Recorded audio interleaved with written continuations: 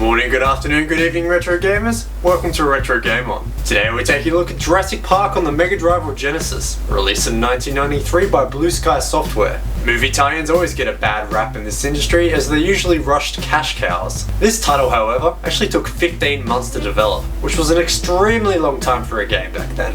Usually, a short development time is what ruins the game. Refer to my video on E.T. the Extraterrestrial for the 2600 for more on that, but this is why this game piqued my interest. Not all movie tie-ins can be bad though, surely.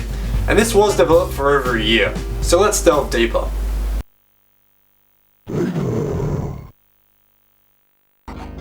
Hey, a hint line. What a relic. Gee, the price was 70 cents a minute. That's even expensive by today's standards. I'm glad the internet murdered those. Jurassic Park for 16-bit Sega consoles, whatever they were called in your region, is based off the fantastic Spielberg movie of the same name. Sure, you can play as Dr. Grant, which Australians will remember dancing around in those red meat adverts, but the real fun in this game lies with playing as the Velociraptor. In the menu you can choose either, but I'm not going to make a secret of the fact that I like the Velociraptor more. Throughout each level they intersect, with the Velociraptor's level by level goal to catch a very small Sam Neill.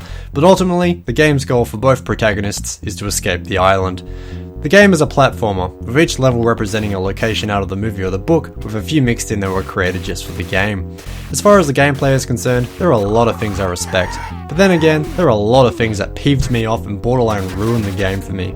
Let's explore deeper though. I'll start with the things I didn't like so much and get them out of the way.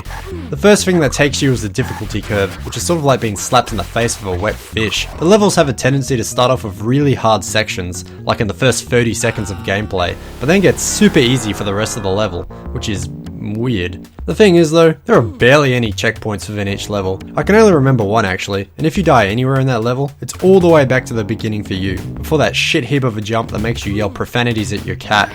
I'm sure your cat doesn't deserve that, and it feels a lot like Groundhog Day as you die endlessly and end up in the exact same spot. Another peever is the platforming controls, which mostly feel rigid and unresponsive. Sometimes you feel like you're wrestling with the controller as it fights to do what it wants. This can get really annoying if you're restarting repetitively, especially when you're just trying to get past one of those initial unforgiving jumps. The last thing that grates my happiness away about this game is the cheap deaths, and there are plenty of those. Getting through the level will turn into a memorization game as you gradually make progress, always getting killed by something off screen or being forced to take a guess while jumping off ledges that mostly end in a death. Jeez Louise, someone call that hint line. Once you've restarted the level enough times though, and made it through the level dodging everyone and everything, you'll find the levels are actually quite short. You can actually get through some levels in a couple of minutes once you know what you're doing. Fortunately, most of these annoyances are isolated to Dr. Grant's levels. I had a ball playing as a Velociraptor on the other hand, and rightly so. I mean, you're a freaking dinosaur. What's the hate? Your attacks are quite limited compared to Dr. Grant's, which I'll get to in a second, but they're still fun. You can chomp, kick, and even fly kick other dinosaurs and park staff.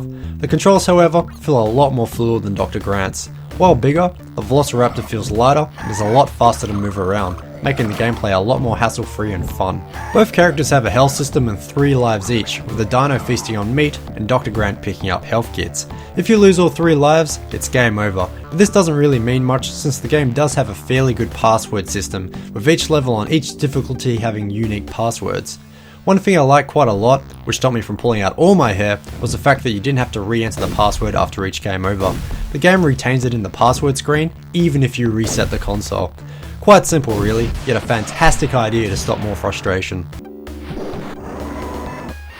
Dr. Grant has plenty of weapons at his disposal since he's a weak human compared to the dinos, including tranquilizer darts, grenades, a taser, and even a rocket launcher. There are plenty of ammo pickups everywhere, so conserving ammunition is not an issue. Go wild. The controls for Dr. Grant get wrecked again with the combat however. I found that many times when I scrambled to shoot something after jumping down from a ledge, that I would be facing the wrong way. Turning the right way then seems like a struggle, all the while a dinosaur is successfully eating me. How is this for a segue though? The dinosaurs can eat me all they want because they have brilliant AI. They seem quite smart, doing smarty pants things such as dodging my tranquilizer darts and actively chasing me when I run away. These may seem simple compared to today's standards, but little things like that in games of that age really impress me. While I am split on the gameplay, the graphics are a no-brainer. Obviously a lot of effort went into those, with the dinosaurs actually being 3D models that were then animated using stop motion photography. Dr. Grant's movements, on the other hand, were acted out by a team member of Blue Sky who was filmed and then digitalized. The environments themselves are quite detailed, but vary quite a lot between levels. It's easy to see that a lot of the 15-month development time went into the graphics, which is a shame when you try out the controls. But hey, it looks pretty, so credit is due, I guess. I can't figure out if I like the soundtrack or not. A lot of the internet seems to love it, but I found a lot of it monotonous. It does pick up in later levels though, and I did start to enjoy it, but it really got on my nerves in the levels that required you to restart again and again. I would personally rate it C+. It gets the job done, but I don't find it groundbreaking at all. There is nothing much of note in the sound effects department, but there are some nice voice digitalizations throughout the game, including the Velociraptor touting the Sega logo at the start. Throughout the gameplay, I also came to the realization that all Mega Drive games have the same "wah" sound every time you kill a foe, or is that just me? At the end of the day, my abridged version of this review is as follows. Dinosaurs? Humans. Playing as the Velociraptor was easily the best part of the game. Really, I think the whole game should have just been that. Otherwise, these levels are a speedrunner's dream.